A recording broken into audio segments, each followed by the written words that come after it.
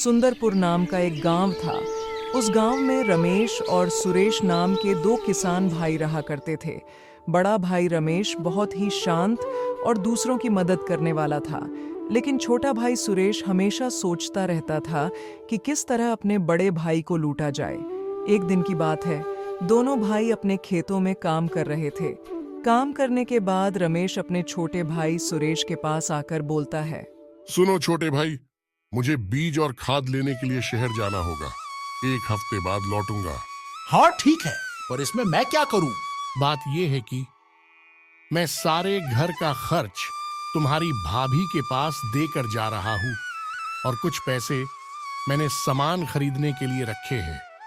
पर मुझे इस बात का डर है, मेरे शहर जाने के बाद कोई चोर घर में चोरी ना कर ले। तो क्या तुम 1 हफ्ते के लिए उन्हें अपने पास रख सकते हो? पैसों की बात सुनते ही सुरेश के मन में लालच आ जाता। फिर वो रमेश से कहता है, क्यों नहीं बड़े भाई, आखिर मुसीबत के वक्त मैं तुम्हारे काम ना आऊं तो फिर भाई होने का फायदा ही क्या? ठीक है, तुम अपना पैसा मेरे पास रख दो और बेफिक्र होकर जाओ। तुम्हारा बहुत बहुत शुक्रिया छोटे भाई। रमेश सुरेश को अपनी पैसों की पोटली दे देता है और अपने घर लौट जाता है। दूसरे दिन रमेश शहर जाने के लिए अपने घर से निकलता है। मैं शहर जा रहा हूँ, तुम सब अपना ख्याल रखना, 1 हफ्ते में ही लौट आऊंगा। रमेश शहर की तरफ निकल पड़ता है। रमेश को शहर गए हुए 1 हफ्ते बीत जाते हैं और तब तक उसने शहर से बीज और खाद खरीद लिया था। रमेश अब सभी सामान के साथ अपने घर की तरफ लौटता है। मैं घर वापस आ गया। रमेश की पत्नी और उसके बच्चे उसे देख बहुत खुश होते हैं और तीनों घर के अंदर चले जाते हैं। थोड़ी देर बाद रमेश अपने हाथों में एक तोहफा लेकर अपने छोटे भाई के पास जाता है। छोटे भाई, ये तोहफा शहर से मैं तुम्हारे लिए लाया हूँ, ये लो। तुम्हारा बहुत बहुत शुक्रिया बड़े भाई। मैंने जो तुम्हें पैसे दिए थे रखने के लिए, वो मुझे दे दो ताकि मैं बाकी का सारा सामान खरीद पाऊं। पैसे? कैसे पैसे? तुमने तो मुझे कोई भी पैसे नहीं दिए। ये क्या कह रहे हो भाई?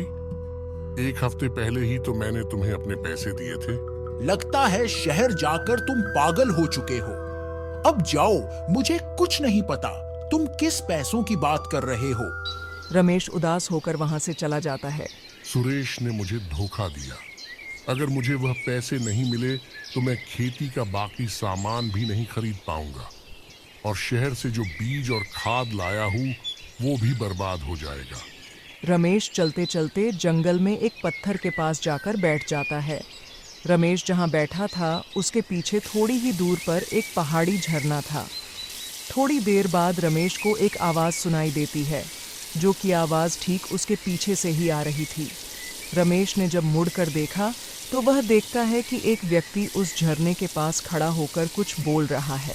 इस झरने के पास में ये व्यक्ति क्या करने की कोशिश कर रहा है? रमेश उस व्यक्ति को गौर से देखने लगता है। उसके हाथ में एक थैला था और वह व्यक्ति कहता है, ए जादुई गुफा, मुझे अंदर आने दो, खुल जा सिम सिम।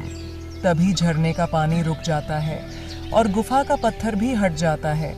वो डाकू उस गुफा के अंदर चला जाता है। थोड़ी देर बाद डाकू फिर से गुफा से बाहर आकर कहीं जाने लगता है। उसके जाने के बाद फिर से झरने से पानी आने लगता है।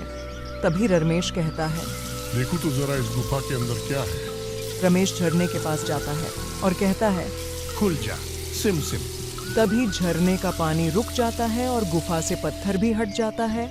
रमेश अंदर जाकर देखता है कि पूरी गुफा सोने से भरी हुई है।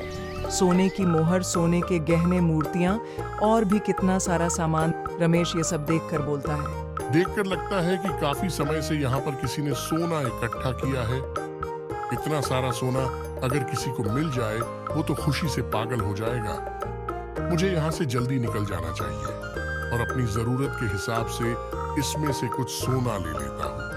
रमेश गुफा से कुछ सोना लेकर निकल आता है और बाजार जाकर ढेर सारा सामान लेकर अपने घर चला जाता है।